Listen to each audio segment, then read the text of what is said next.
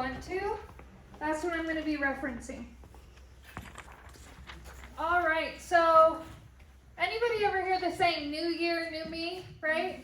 2024, we're excited. All right, well, I heard something on a podcast recently, and I love this. And they said, instead of saying new year, new me, how about new year, I'm going to grow on and learn everything that I'm taking from 2023, and I'm going to apply it into 2024. So I absolutely love that. I am a New Year's resolution person. Anybody else a New Year's resolution person? Okay, I already broke mine. So I was going to do carnivore for the month of January. I lasted, so that's, if you don't know, it's like you're only eating meat. 3 times a day you only eat meat. Oh. I lasted about 5 days. So I did not last the whole month of January. But did anybody make a resolution to read your Bible more? Anybody? Yes. Okay, cool. Well, what I want you to commit with me over the next couple months as we do this study is to really dig into John. My group knows that I always say, it's okay if you don't do your homework. And it is totally okay if you don't do your homework. But I really encourage you to, because you're going to get so much out of the book of John.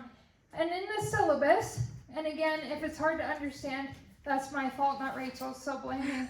But in the syllabus, we just do a couple, you're only reading a couple chapters a week. So it's not a crazy amount of reading. But I just encourage you, whether it's to put like a reminder on your phone or however you want to do it, to sit down and have that time. If you can't read every day, maybe you set that, aside an hour once a week, or however you do that. Or maybe it's 10 minutes every day, however you want to do that, so that you can really get into this. So if you pull up your reference guide, I want to talk to you a little bit about who John is and what the Gospel of John is about. So John is the son of Zebedee and the brother of James. Anybody watch The Chosen? Yes, okay, love The Chosen. And do you remember what their nickname is? Sons of Thunder. Good job. Yes, Sons of Thunder, and that's actually their nickname. And John gave himself a title or a nickname. John gave himself the title of the one who Jesus loved, okay? Which I just love, because I feel like that's something that I would totally do myself. John 13:23, he says, he calls himself the one who Jesus loved. Now, John was a Jew, had a strong knowledge of the Old Testament. It's also called the Tanakh, if you did not know, in Hebrew, or the Hebrew Bible. So if you ever hear that phrase Tanakh, you know what that's referring to. So he had a strong knowledge of the Old Testament scriptures, and we're going to talk about why that's important here in John. Of the 12 disciples, Jesus was especially close to 3. He had an inner circle of 3. And that inner circle was John, James, and Peter. Okay, so they were like, that's his squad, right? So he had the squad of that inner circle, and then he had the larger group of 12. All right, so the theme of John, and this is in your handout, the theme of the Gospel of John explains what Jesus did, what Jesus said, and people's response to Jesus, and who Jesus is, the promised Messiah, Son of God. So if you look there on John 20:31, it says, "But these are written so that you may believe that Jesus is the Messiah, the Son of God, and by believing that, you may have life in his name." So in that verse, John is saying, this is what I'm telling you. In this whole book, what I am telling you is that these are written so that you may believe Jesus is the Messiah. So next I want to talk about what's the original audience. So we've got Matthew, Mark, and Luke, which are referred to as the Synoptic Gospels. Anybody know what synoptic means? My group, do you remember? Same. Okay, good. Synoptic means same. Good.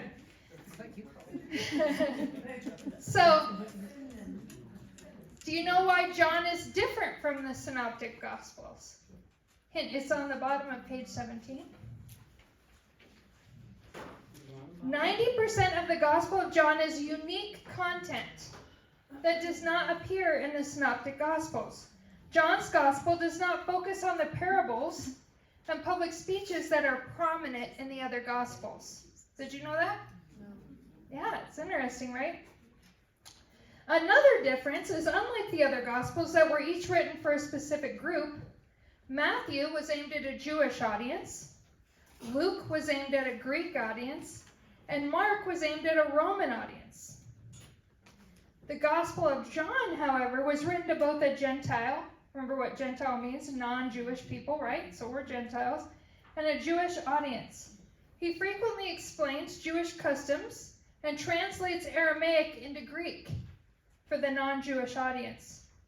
John's biggest goal is to bring awareness to the Jewish readers, demonstrating that Jesus is the Messiah promised in the original Jewish scriptures. Everyone tracking so far? All right, good. Okay, so I know there'll be a quiz after, Sandy.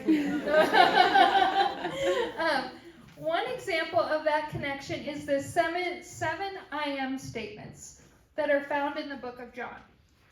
But before we go to the 7 I am statements, if you have your Bible with you, will you go to Exodus 3 with me? So we're going to go to Exodus 3, 13 and 14. And it says, Then Moses asked God, If I go to the Israelites and say to them, The God of your fathers has sent me, and they ask, What is his name? What shall I tell them? God replied to Moses, I am who I am. This is what you are to say to the Israelites, I am has sent me to you. Okay, so that's in Exodus. And then when we go to John, there are 7 I am statements, which are on your handouts. Everybody see those? What does the red letters mean? Good job, you guys. I'm giving you an A right now.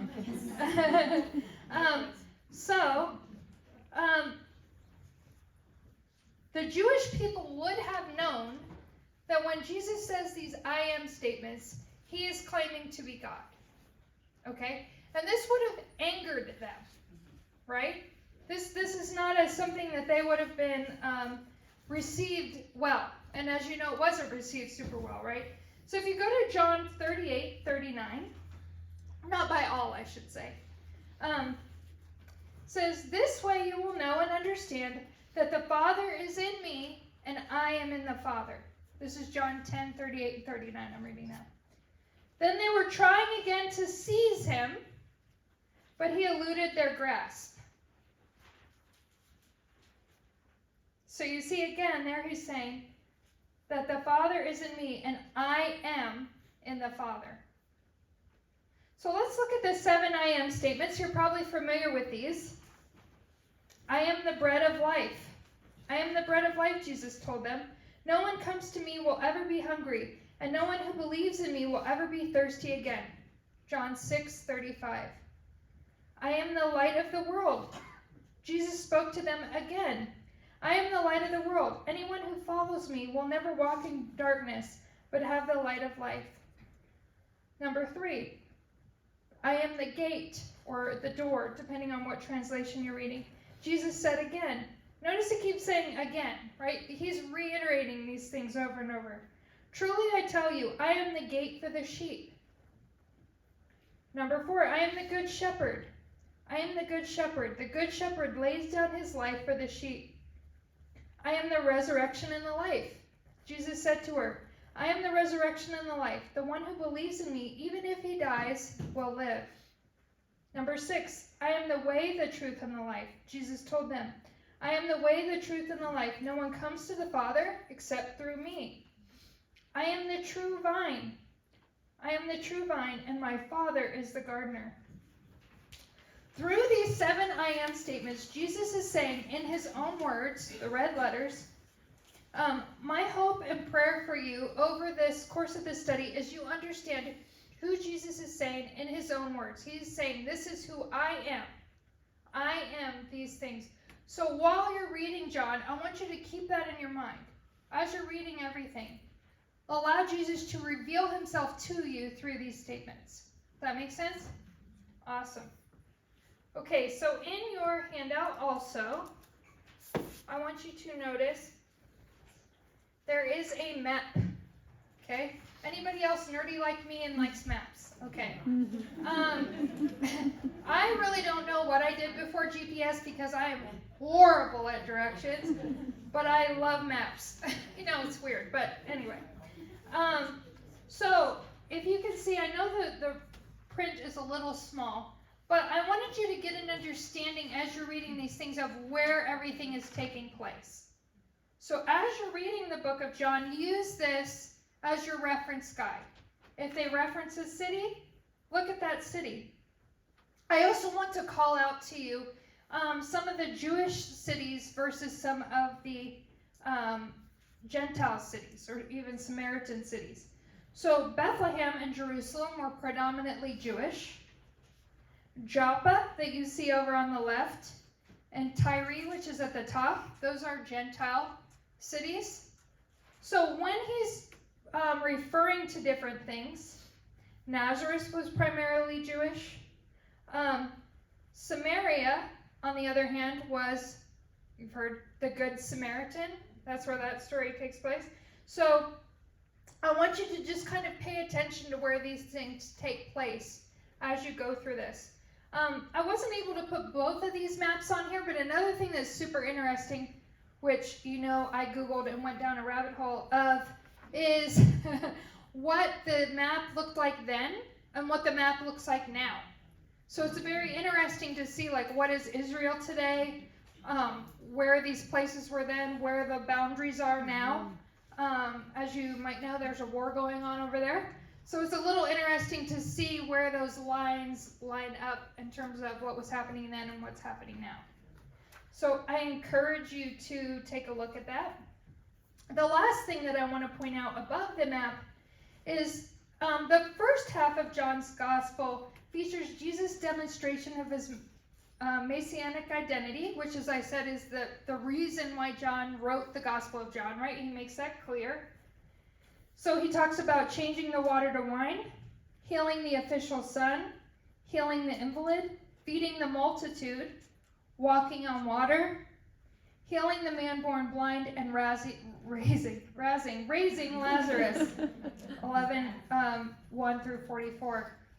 If you guys several of you said you're watching The Chosen in season 4, there is supposed to be the Lazarus scene, so I'm super excited about that. I've already bought my tickets to see that. Any questions? Does everyone feel like you have a good understanding of what we're going to be going over the next couple months? Awesome.